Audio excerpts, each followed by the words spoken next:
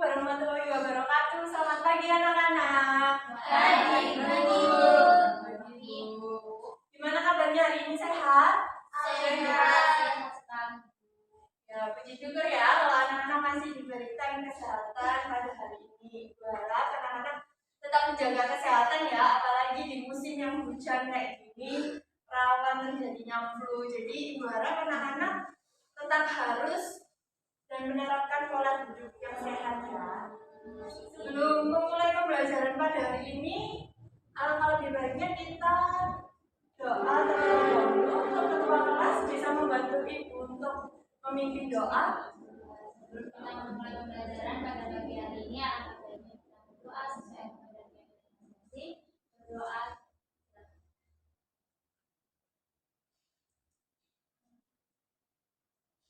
Doa tak pernah. Baik, terima kasih teman-teman yang sudah membantu ibu. Untuk yang selanjutnya, ibu akan melakukan pemeriksaan kehadiran terlebih dahulu. Cantika Fitri, hadir ibu. Diana Dwi, Amelia Fitriani, hadir ibu. Salwa Safia, hadir. Norma Febriana, hadir ibu. Arisna Arida, hadir ibu. Laura Sri Pratiwi, hadir ibu. Ya, hadir semua ya berarti hari ini. Ya, Bu. Baik, ibu akan langsung aja untuk memulai pembelajaran kita pada hari ini. Pembelajaran kita pada hari ini yaitu mengenai pengelolaan arsip anak-anak.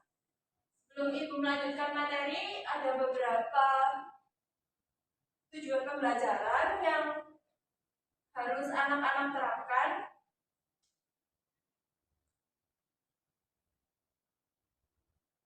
Sebentar ya.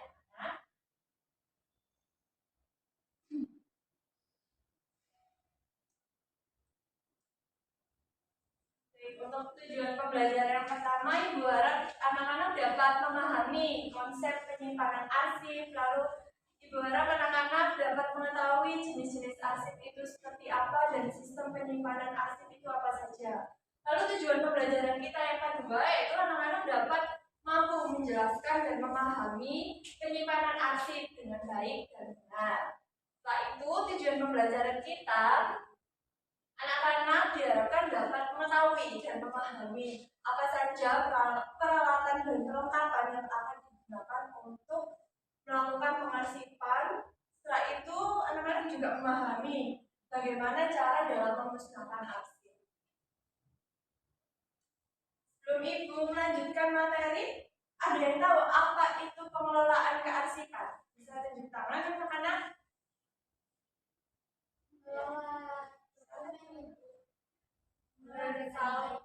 Menurut Salwan, pengelolaan kearsipan itu mengelola dokumen dengan baik ya. Ada yang bisa menambahkan jawaban dari Salwa?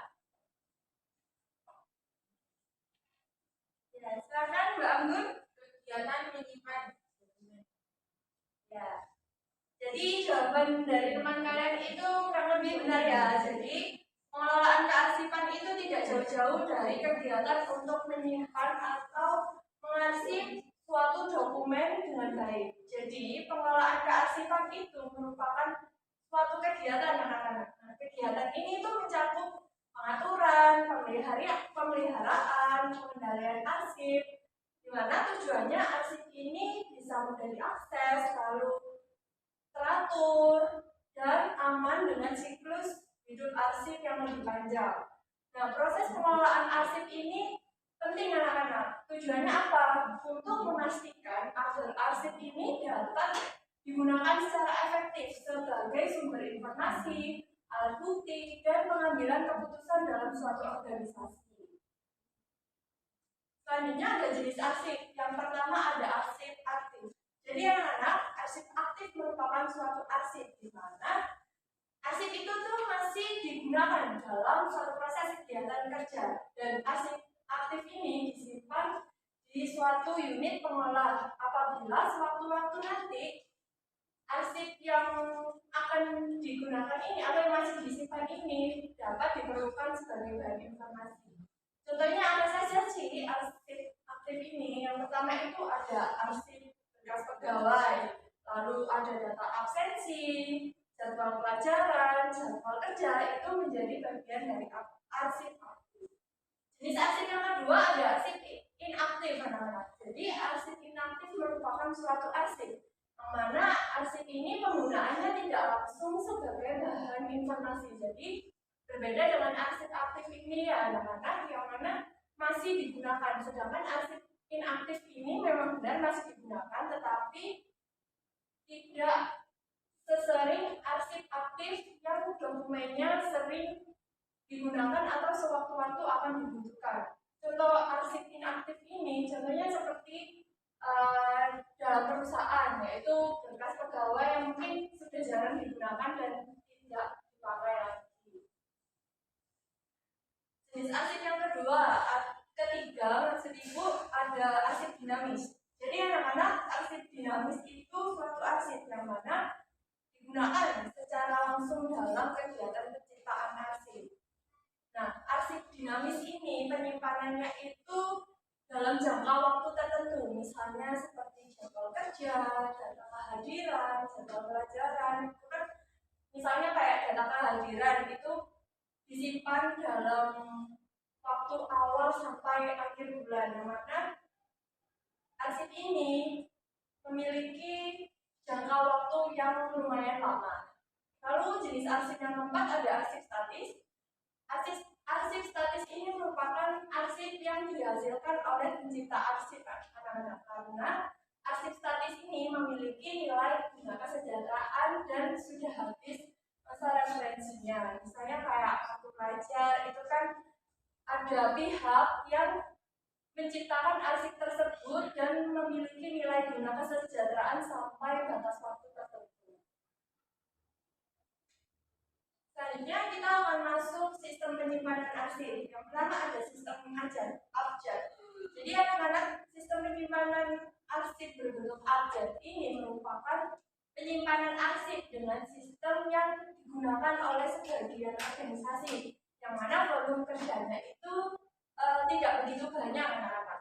Dan cara penggunaan sistem abjad ini dilakukan dengan mengurutkan dari huruf A sampai Z. Jadi sistem abjad ini bergantung pada inisial nama suatu organisasi atau suatu instansi anak-anak. Apabila instansi tersebut memiliki nama yang panjang, maka perusahaan itu dapat menggunakan sistem abjad dengan memakai inisial atau awalan dari nama perusahaan atau instansi tersebut. Lalu yang selanjutnya, sistem penyimpanan arsip ada sistem geografis. Jadi sistem geografis ini dilakukan sesuai dengan geografis. Dan sistem geografis ini digunakan untuk organisasi atau instansi yang memiliki cabang di mana-mana. Nah, sistem geografis ini biasanya mencakup wilayah suatu tempat organisasi itu berdiri. Selanjutnya ada sistem penyimpanan arsip berdasarkan sistem nomor.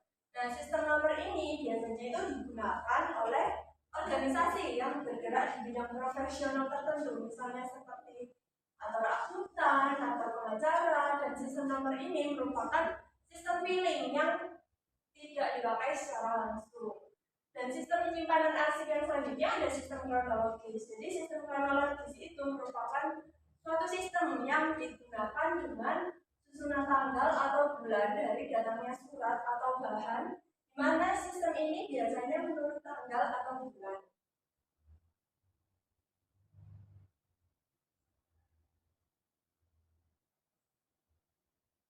Sistem penyimpanan arsip yang selanjutnya ada sistem subjek.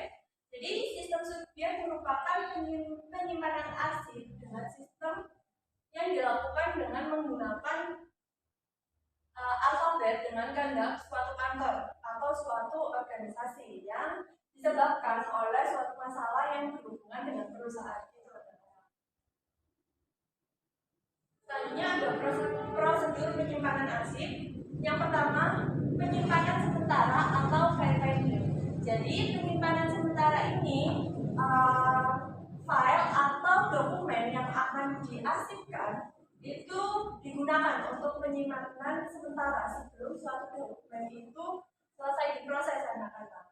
Nah, file ini terdiri dari map yang sudah diberi label tanggal yang berlaku untuk selama 3 bulan. Nah, dalam proses ini setiap bulan itu perlu menyediakan 31 map yang terdiri dari tanggal 1 sampai 31 setiap bulannya dan bulan seterusnya dengan cara yang bergantian. Lalu prosedur penyimpanan arsip yang kedua yaitu penyimpanan tetap atau permanent file. Jadi penyimpanan tetap ini mencakup beberapa langkah yang meliputi pertama langkah 1 yaitu pemeriksaan. Dan langkah ini tuh merupakan langkah persiapan dan menyimpan berkat anak-anak dengan cara memeriksa setiap lembar berkat untuk memperoleh kepastian. Lalu langkah yang kedua yaitu dengan cara mengindeks. Mengindeks ini merupakan suatu pekerjaan yang menentukan pada nama atau subjek apa suatu surat itu akan disimpan. Adapun langkah yang ketiga yaitu memberi tanda. Jadi langkah ini itu lazim untuk dilakukan atau juga disebut sebagai pengkodean anak-anak. Yang dilakukan secara sederhana yaitu dengan memberi tanda garis atau lingkaran dengan warna mencolok pada kata yang sudah ditentukan anak-anak. Dan langkah yang keempat yaitu menyontir, yaitu suatu kegiatan yang mengelompokkan berkat untuk persiapan ke langkah terakhir yaitu penyimpanan. Dengan penyimpanan tetap ini memiliki langkah yang terakhir yaitu langkah kelima dengan cara menyimpan. Jadi arsip yang sudah melewati beberapa tahap tadi itu melewati langkah terakhir yaitu dengan cara disimpan. Di mana file atau dokumen yang diarsip ini dengan menempatkan sesuai dengan sistem penyimpanan dan peralatan yang akan digunakan nanti. Yang selanjutnya ada peralatan menyimpan arsip. Jadi anak-anak sebelum melakukan pengarsipan suatu dokumen atau suatu file diperlukan suatu alat untuk menyimpan arsip.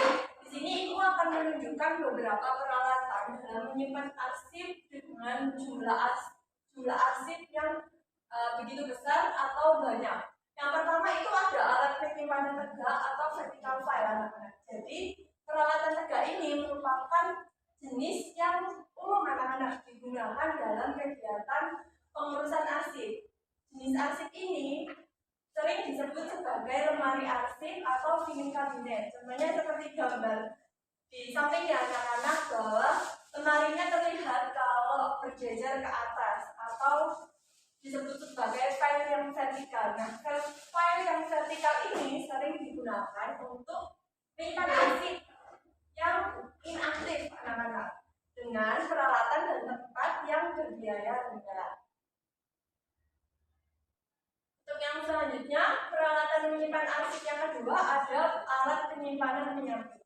Jadi anak-anak, penyimpanan arsip ini dalam laci dan akan lebih mempercepat penemuan daripada penyimpanan dalam suatu kotak atau karton yang ada di rak terbuka. Dapat lihat ya, misalnya kalau kalian mengunjungi suatu instansi atau di sekolah, itu kan biasanya penyimpanan berkas-berkasnya lebih banyak di lemari yang tertutup karena untuk menghindari misalnya kayak kena hujan lalu basah, itu kan bisa menyebabkan file menjadi rusak ya anak-anak. Nah, file yang lateral ini bentuknya itu tertutup dan dapat dikunci dan biasanya bentuknya lebih bervariasi dibandingkan dengan rak terbuka. Peralatan menyimpan arsip yang selanjutnya ada alat penyimpanan elektrik. Jadi file elektrik ini berkembang di berbagai kasar anak-anak. Dan menggunakan file elektrik ini tuh bisa mengurangi tenaga manusia dalam pengurusan arsip atau manajemen kearsipan. Peralatan menyimpan arsip yang selanjutnya yaitu ada alat penyimpanan yang visible. Jadi alat penyimpanan jenis ini itu banyak digunakan untuk jenis seperti kardeks, di mana penyimpanan visible ini sering digunakan untuk informasi yang biasanya diperlukan dengan cepat. Misalnya kayak inventaris, kartu penjualan, pembelian, dimasukkan ke dalam lemari kartex yang berbentuk lagi seperti gambar di samping.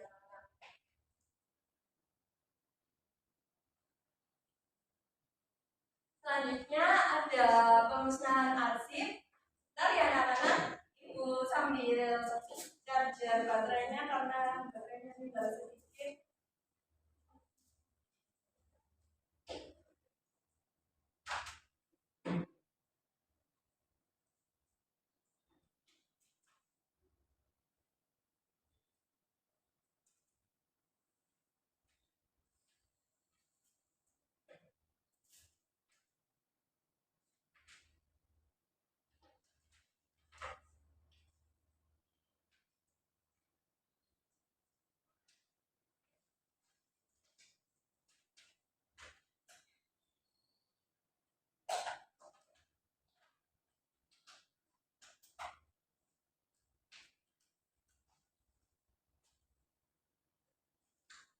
Ibu lanjutkan lagi untuk materinya. Yang selanjutnya yaitu ada pemusnahan arsip.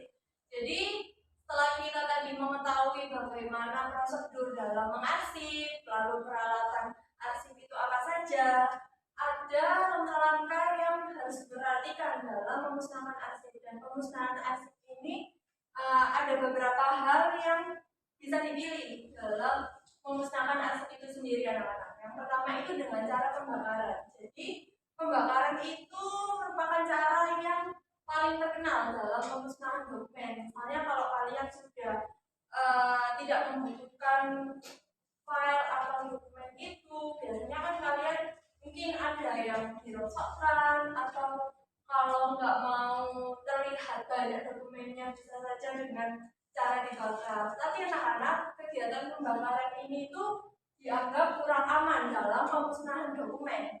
Kenapa? Karena dapat mengakibatkan adanya kurang ramah lingkungan yang bisa disebabkan asap yang dikeluarkan saat proses pembakaran. Nah, biasanya itu dokumen yang terbakar juga belum sepenuhnya terbakar. Jadi kalau misalnya kalian membakar dokumen dan dokumen itu berisi hal-hal yang privacy atau yang masih penting, kan kalau misalnya dibakar kan belum tentu juga filenya itu bisa sepenuhnya terbakar ya anak-anak. Jadi ditakutkan file atau dokumen itu tadi bisa diketahui oleh orang lain karena berisi hal-hal yang privacy atau yang menyangkut kehidupan kalian. Lalu pemusnahan arsip yang kedua bisa dilakukan dengan cara pencacahan dokumen. Jadi pencacahan dokumen ini bisa dilakukan dengan menggunakan alat pencacah. Nah, alat pencacah ini bisa dilakukan secara manual atau menggunakan mesin penghancur kertas. Cara ini tuh biasanya banyak dilakukan oleh petugas arsip anak-anak karena pemusnahan arsip ini dengan cara pencacahan dokumen ini dianggap lebih praktis. Pemusnahan arsip yang selanjutnya atau yang ketiga itu bisa menggunakan proses kimiawi. Jadi anak-anak, proses kimiawi itu merupakan suatu pemusnahan dokumen dengan menggunakan bahan kimia untuk melunakkan kertas dan melenyapkan tulisan. Pemusnahan arsip yang selanjutnya yaitu dengan cara pengguguran. Jadi anak-anak, pengguguran itu suatu metode pemusnahan arsip yang dinilai lebih murah atau lebih ekonomis itu anak-anak, karena bisa dinilai itu lebih aman, lebih nyaman, dan bisa dibilang ramah lingkungan dibanding dengan cara melakukan pembakaran dokumen yang sudah tidak digunakan lagi. Dan dokumen yang akan dimusnahkan ini dengan cara pengguguran itu biasanya dicampur dengan air, kemudian dicacah dan disaring sehingga menghasilkan lapisan gugur kertas. Pemusnahan arsip yang selanjutnya yaitu pemindahan arsip dalam media mikrofilm. Jadi pemindahan arsip ke dalam media mikrofilm ini yaitu jika suatu kantor atau organisasi ini memiliki dana yang cukup anak-anak, maka suatu arsip itu dapat dimusnahkan dan dapat dialihkan ke dalam mikrofilm atau media lainnya yang didasarkan pada pertimbangan efisiensi atau keekonomisan dengan mengabaikan risiko hukum yang dapat timbul di kemudian hari. Nah, setelah Ibu menjelaskan tadi, kita sudah mengetahui ada sistem penyimpanan arsip, jenis-jenis arsip, pemusnahan arsip, lalu ada peralatan dalam melakukan pengarsipan. Apakah anak-anak sudah paham atau ada yang ditanyakan terkait penjelasan Ibu tadi, anak-anak? Sudah paham ya. Ya, kalau sekarang sudah paham, di sini ada beberapa gambar terkait dengan sistem penyimpanan arsip. Tadi kan Ibu sudah menjelaskan sistem penyimpanan arsip itu ada beberapa. Tetapi Ibu tadi kan belum mencontohkan ya gambarnya itu sistem alfabet itu yang mana, sistem nomor itu yang mana. Nah, di sini Ibu ada penugasan. Ini ada Ibu minta untuk membentuk satu kelompok 2 anak ya. Ibu minta ada 4 kelompok. Jadi tugasnya anak-anak bisa menganalisis gambar 1, gambar 2, gambar 3, sama gambar 4 ini termasuk sistem penyimpanan arsip jenis yang mana sih. Lalu ketika kalian sudah mengetahui sistem penyimpanan tersebut, Ibu minta anak-anak dapat menyebutkan apa yang menjadi kelebihan dan kekurangan sistem penyimpanan arsip tersebut. Bisa dipahami anak-anak untuk tugasnya? Bisa, Ibu. Baik, kalau sudah dipahami, Ibu akan membagikan kertas untuk anak-anak menulis hasil analisis kalian untuk dikerjakan dengan baik. Ibu beri waktu 15 menit, cukup?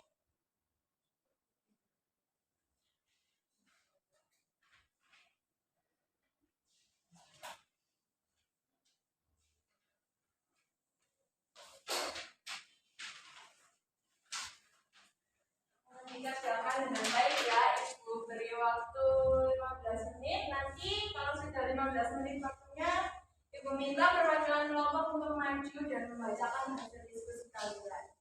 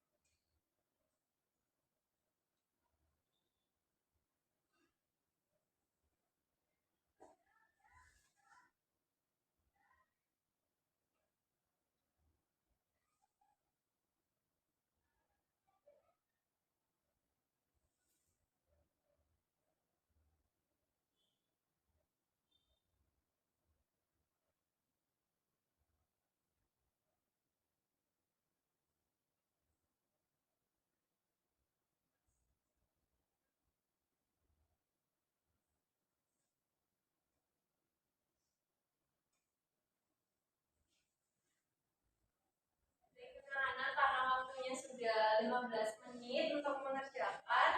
Sudah selesai ya untuk mengerjakannya? Ya, kalau sudah selesai semua, juara perwakilan kelompok bisa maju untuk membacakan hasil diskusinya. Siapa yang mau maju duluan? Nggak harus turun. Ayo, silakan.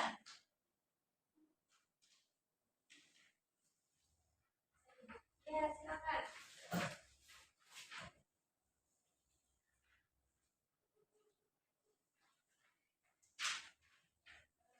Baik, jadi saya di sini akan menjelaskan tentang analisis gambar yang pertama, yaitu sistem abjad.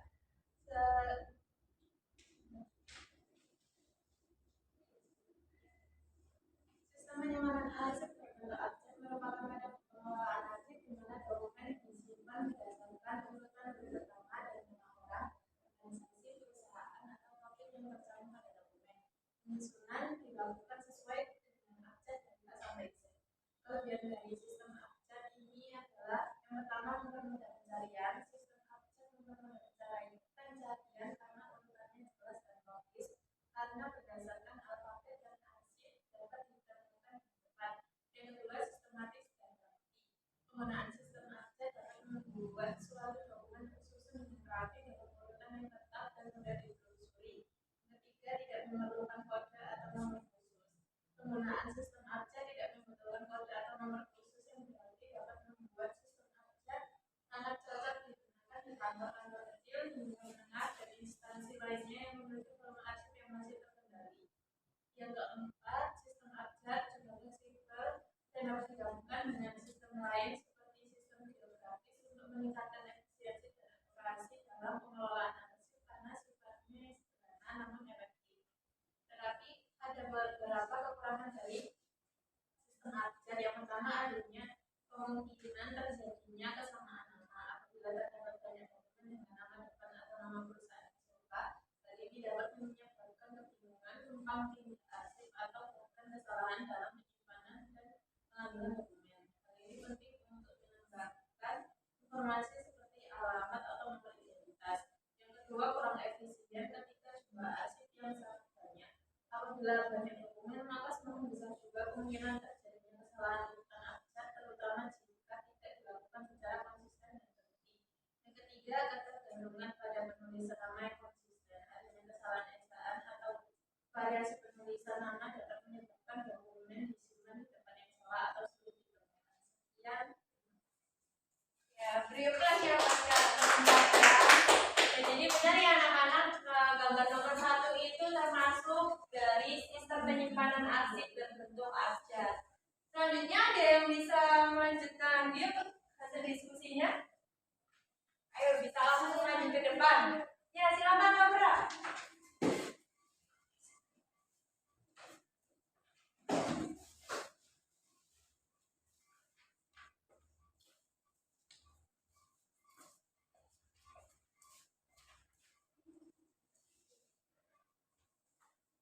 Selanjutnya itu ada nomor itu analisis sistem kronologis. Sistem kronologis itu merupakan metode penyimpanan arsip berdasarkan urutan waktu. Biasanya itu juga menurut tanggal, bulan, dan tahun diterimanya atau dibuatnya oleh dokumen. Dalam sistem ini, arsip yang paling baru biasanya ditempatkan di bagian paling depan atau paling atas tergantung sistem pengarsipan yang digunakan. Kelebihan dari sistem kronologis ini yang pertama, memudahkan pelacakan berdasarkan waktu. Kelebihan utama dari sistem ini juga untuk menelusuri dokumen berdasarkan periode waktu tertentu. Misalnya, jika ingin melihat dokumen yang diterima pada bulan Maret 2025, cukup membuka folder waktu tersebut tanpa harus mencari berdasarkan nama atau subjek. Yang kedua itu ada penyusunan lebih teratur dan sistematis.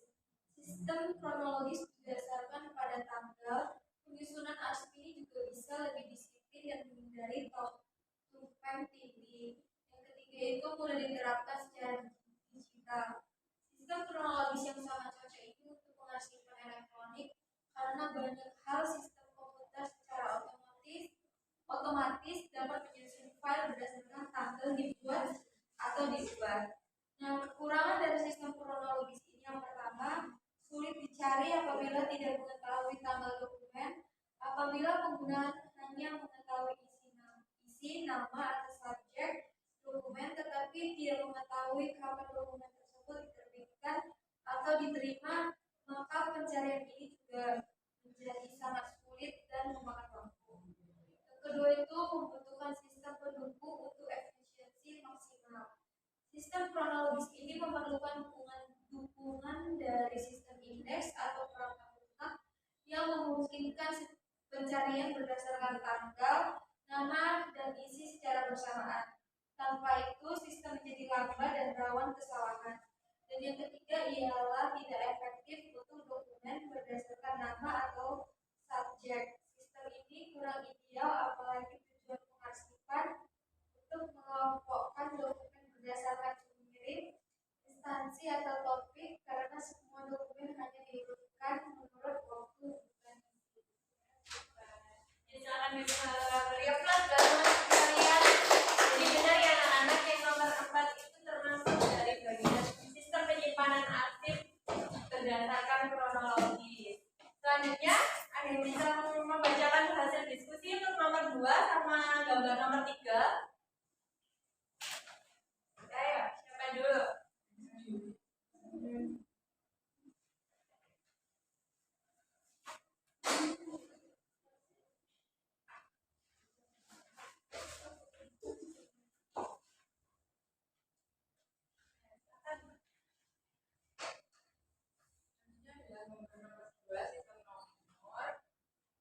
Merupakan sistem penyimpanan arsip berdasarkan nomor urut atau kode angka yang diberikan pada setiap arsip.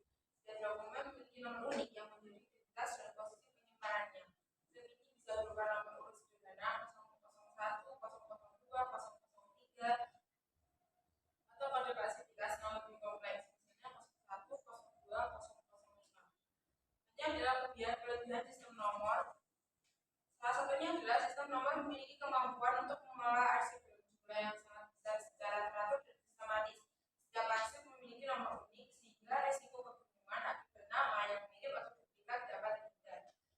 Selanjutnya ada kekurangan dari sistem nomor, yaitu adanya ketergantungan pada data indeks. Jadi setiap dokumen yang disimpan berdasarkan angka itu, pengguna tidak dapat langsung mengetahui isi atau pemilik dokumen hanya dari melihat nomornya. Terima kasih Anggun. Plus buat teman kalian. Sudah benar ya, gambar nomor 2 itu bagian dari sistem penyimpanan arsip berdasarkan nomor. Ini yang terakhir, gambar yang ketiga.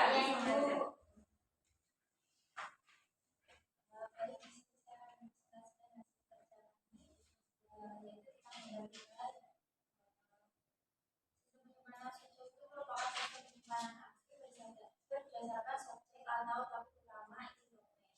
Arsip dikelompokkan secara terbaris seperti pembagian, keuangan, pendidikan, dan sebagainya.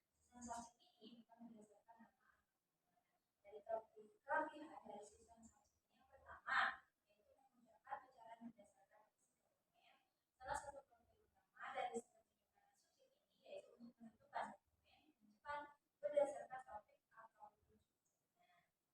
Yang kedua, mudah analisis dan juga penyusunan laporan. Yang ketiga yaitu fleksibel dan dapat disesuaikan. Dan keempat yaitu sistem penyimpanan berdasarkan subjeknya bisa juga sesuai dengan kebutuhan organisasi dan bisa diperluas atau disesuaikan dengan perubahan struktur kerja atau proyek.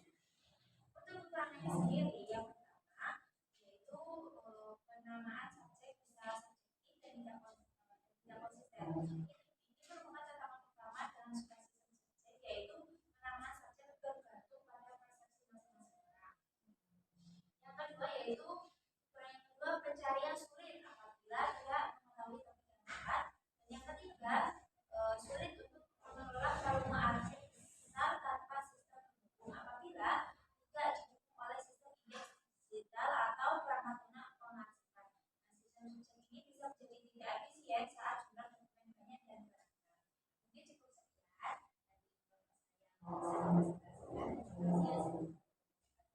Terima kasih. Beri plus buat teman kalian. Benar ya anak-anak, yang gambar ketiga itu bagian dari sistem penyimpanan arsip berdasarkan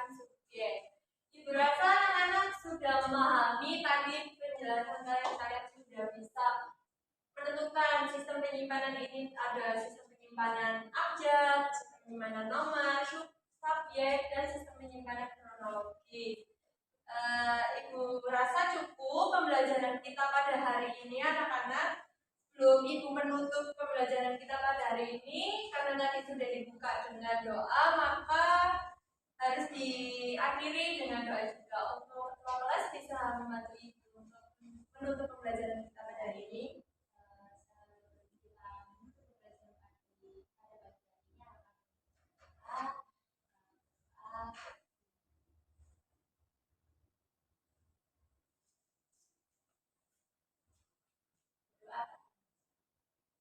Baik, terima kasih anak-anak untuk hari ini. Ibu harap anak-anak tetap menjaga semangat, tetap menjaga kesehatan kalian. Ibu akhiri.